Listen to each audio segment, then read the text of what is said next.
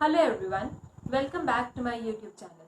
आज की जो हमारी वीडियो है इसमें हम डिस्कस करेंगे what are the various determinants of price elasticity of demand. ठीक है, अब इसके लिए आपको ये याद रखना होगा कि जब भी हम बोलेंगे कि जो इलास्टिसिटी है दैट विल चेंज, मतलब कि हम इलास्टिक वर्ड का यूज करेंगे, मतलब क्वांटिटी डिमांडेड में जब चेंज आएगा तो हम इलास्टिक वर्ड का यूज करेंगे, एंड अगर क्वांटिटी डिमांडेड में चेंज नहीं आएगा तो we'll use the word inelastic. ठीक है, it is simple as that. आपको बस कॉन्सेप्ट दिमाग में रखना है and you can easily answer this question in your examination. ठीक है, तो यूजुअली ये जो क्वेश्चन है वो आपके एग्जाम में 6 मार्क्स का आता है।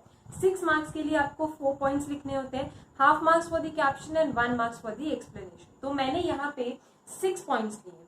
आउट ऑफ दो 6 पॉइंट्स आप कोई भी 4 पॉइंट्स अपने मन से सेलेक्ट कर सकते हैं एंड उसको अच्छे से लर्न कर सकते हैं। ठीक है, तो चलिए अब हम स्टार्ट करते हैं कि डिटरमिनेंट्स क्या क्या है। सबसे पहला डिटरमिनेंट है अवेलेबिलिटी ऑफ सब्स्टिट्यूट। अब देखिए, किसी भी कमोडिटी का अगर सब्स्टिट्यूट अवेलेबल है, सब्स्टिट्यूट मतलब उसके बदले अगर हम कोई और कमोडिटी को यूज कर सकते हैं, तो if the substitute of the commodity is available, अगर एक कमोडिटी के प्राइस में थोड़ा सा भी चेंज आएगा then we will immediately shift to the other substitute of the goods, right. तो if a commodity has some close substitute available in the market, तो उसकी जो डिमांड है that will be elastic demand. But अगर एक commodity का close substitute available नहीं है मार्केट में, तो उसकी जो इलास्टिसिटी है that will be in elastic. ठीक है, तो आप उसको लिख सकते हैं अपने कॉपी में, अवेलेबिलिटी ऑफ सब्स्टिट्यूट में, कि व्हेन सब्स्टिट्यूट इज अवेलेबल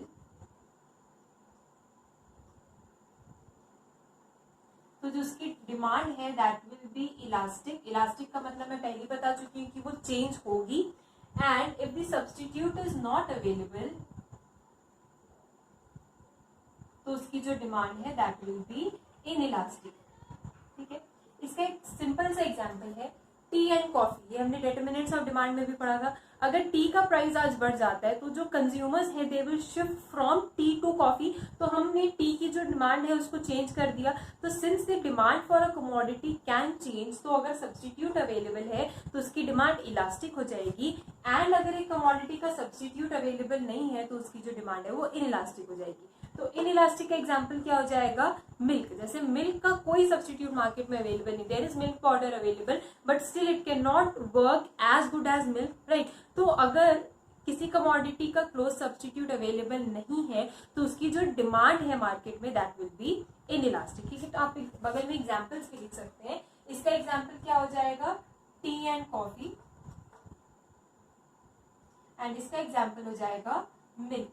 ठीक है, तो टी एंड कॉफी का सब्स्टिट्यूट मार्केट में अवेलेबल है, तो ये जो है this will have elastic demand, and milk का नहीं है तो it will have inelastic demand. Alright, तो अब आपको कॉन्सेप्ट समझ में आ गया होगा। उसी कॉन्सेप्ट को यूज करके हम बाकी सारे के सारे डिटरमिनेंट्स इजीली समझ सकते हैं। ऑलराइट, तो अब हम आते हैं nature of the commodity. Nature of the commodity में हम डिस्कस करेंगे कि अगर एक कमोडिटी आपके लिए नेसेसिटी ऑफ लाइफ है, जैसे कि फूड, तो अगर price of the commodity change होता है, मतलब अगर फूड आइटम्स का अगर प्राइस चेंज होता है तो आप उसको फिर भी परचेज करेंगे because that is a necessary item for your survival, right. तो कमोडिटी अगर नेसेसरी है तो आपको उसको परचेज करना पड़ेगा, तो उस टाइम पे उसकी डिमांड क्या हो जाएगी? इनइलास्टिक। तो यहाँ पे अगर गुड जो है वो नेसेसरी है, जिसको हम लोग नेसेसिटीज ऑफ लाइफ कहते हैं, तो उसकी डिमांड जो है दैट विल बी इनइलास्टिक। क्यों इनइलास्टिक? बिकॉज उसकी जो डिमांड है वो मार्केट में चेंज नहीं हो सकती है, राइट। बट अगर एक लग्जूरियस आइटम है, लग्जूरियस आइटम जैसे कि एसी, फ्रिज, टीवी, अगर उसका प्राइस मार्केट में चेंज होता है तो ऑटोमेटिकली आप अपनी डिमांड को कम कर देंगे। अगर आप एक टीवी परचेज करने वाले थे बट आपको लगता है कि अभी वो एक्सपेंसिव है तो आप उसको अभी परचेज नहीं करेंगे, राइट। तो अगर एक कमोडिटी एक लग्जूरियस आइटम है तो in the case of luxury the demand is elastic, मतलब कि उसकी डिमांड को चेंज कर सकते हैं, राइट। तो अब यहाँ पे एग्जांपल्स आप लिख लें। नेसेसिटी में फूड और मेडिसिन, एंड लग्जरियस आइटम में टीवी, फ्रिज, एसी, एनीथिंग। तो जो फूड और मेडिसिन है उसकी जो डिमांड है that is inelastic because it can not be change, and जो टीवी, फ्रिज, एसी है उसकी demand is elastic because we can change the demand of such commodities. Alright, अब हम आते हैं थर्ड पॉइंट पे which is the price range. Price range का मतलब है कि कुछ कमोडिटीज है जो बहुत महंगी होती है और कुछ कमोडिटीज जो है वो बहुत सस्ती होती है, राइट। तो जो एकदम हाई प्राइस कमोडिटी है उन कमोडिटीज को पहले भी रिच पीपल परचेज कर रहे थे एंड अभी भी रिच पीपल परचेज करेंगे। अगर उसके प्राइस में स्लाइटली भी कोई चेंज आता है तो उसका इफेक्ट किसी भी कमोडिटी के क्वांटिटी डिमांडेड पे नहीं होगा, राइट। एंड अगर बहुत लो प्राइस है, मतलब कि 2 रुपए, 5 रुपए, 10 रुपए, तो वो भी हमारे जो इनकम है उस पर कोई इफेक्ट नहीं कर रही है, हमारे परचेजिंग पावर पे कोई इफेक्ट नहीं कर रही है। तो very low and very high price range पे किसी भी कमोडिटी की जो इलास्टिसिटी है दैट इज इनइलास्टिक, क्योंकि पहले जितने नंबर ऑफ कंज्यूमर्स थे अभी भी उतने ही नंबर ऑफ कंज्यूमर्स कमोडिटी के रहेंगे, राइट। तो इसीलिए हम यहाँ लिख सकते हैं कि वेरी हाई और वेरी लो प्राइस पे जो इलास्टिसिटी है दैट इज इनइलास्टिक। क्यों? क्योंकि हम उसे चेंज नहीं कर सकते, राइट। क्योंकि अब हमारे पास पहले भी रिच पीपल परचेज कर रहे थे हाई प्राइस गुड, अभी भी रिच पीपल परचेज करेंगे। लो प्राइस गुड अभी भी पुअर पीपल परचेज कर रहे थे एंड बाद में भी पुअर पीपल ही परचेज करेंगे, राइट। एंड सेकेंड इज कि अगर आपका जो प्राइस रेंज है दैट इज मॉडरेट प्राइस, मतलब कि सो एंड सो प्राइस है जो सब जो पीपल है वो इजीली उसको परचेज कर सकते हैं, तो उसका अगर स्लाइटली चेंज होगा तो उसकी जो डिमांड है वो इलास्टिक हो जाएगी, राइट। तो इसका एग्जांपल आप लिख सकते हैं very high and very low price में। हाई का एग्जांपल हम लिख लेते हैं डायमंड।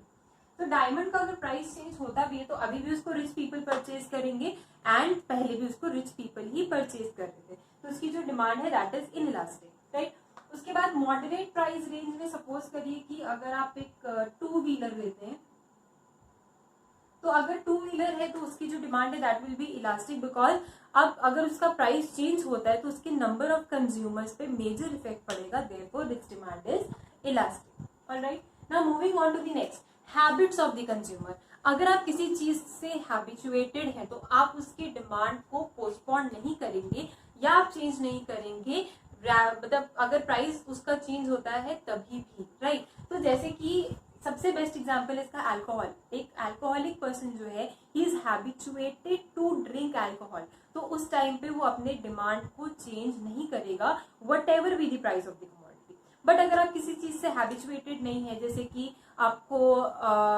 चाय पीने की आदत नहीं है बट आप कभी कभी पी लेते हैं, और अगर आज चाय का प्राइस जो है वो मार्केट में इंक्रीज हो जाता है तो आप उसको छोड़ देंगे, you will not consume it more, alright. तो हैबिट्स ऑफ द कंज्यूमर में if a person is habituated of a commodity तो the demand will be inelastic, क्योंकि वो अपनी डिमांड को चेंज नहीं करेगा। And if the person is not habituated then its demand will be elastic, because वो अपनी डिमांड को तब पोस्टपोन कर सकता है। तो इसमें हम एक ही एग्जाम्पल लिखते हैं एग्जाम में, वो है अल्कोहल। तो आप इसको दोनों टर्म्स में लिख सकते हैं कि अगर आप हैबिचुएटेड हैं अल्कोहल के तो उसकी डिमांड इनइलास्टिक हो जाएगी, अगर आप हैबिचुएटेड नहीं है तो उसकी जो डिमांड है वो इलास्टिक हो जाएगी, ऑलराइट। नाउ आते हैं next, number of uses of the goods या commodity you can also write, ठीक है।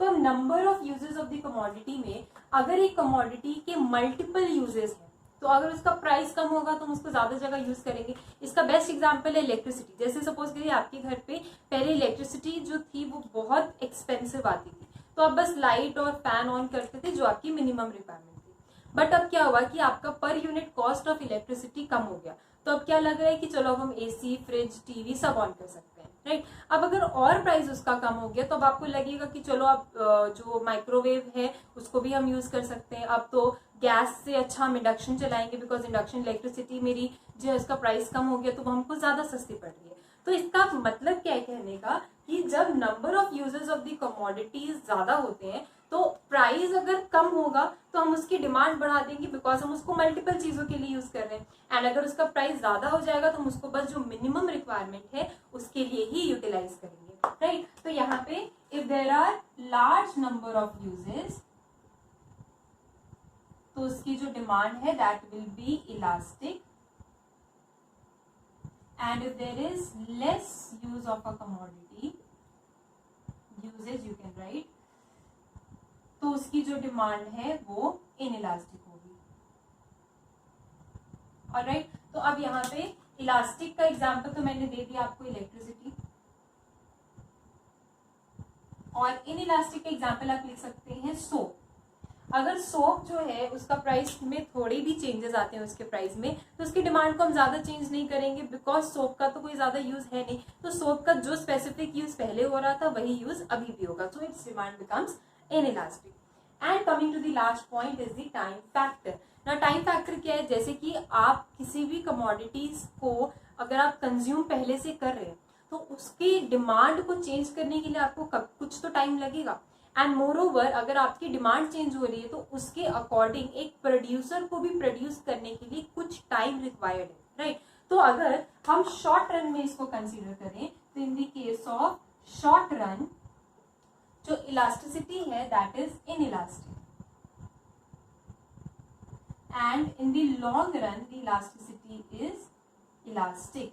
इसका रीजन क्या है कि शॉर्ट रन मतलब शॉर्ट पीरियड ऑफ टाइम है, उसमें ना तो आप अपनी डिमांड को चेंज कर सकते बिकॉज एक हैबिट को बदलने में या एक कमोडिटी से दूसरी कमोडिटी में शिफ्ट होने के लिए आपको कुछ टाइम रिक्वायर्ड है, राइट। तो शॉर्ट रन मतलब शॉर्ट पीरियड ऑफ टाइम है जिसमें कि आप अपनी डिमांड को चेंज नहीं कर सकते हैं, देयरफॉर उसकी जो डिमांड है वो इनइलास्टिक हो जाती है। And in the long run मतलब आपके पास 1 साल का टाइम है, 1 साल में आप धीरे धीरे करके किसी हैबिट को छोड़ते हैं।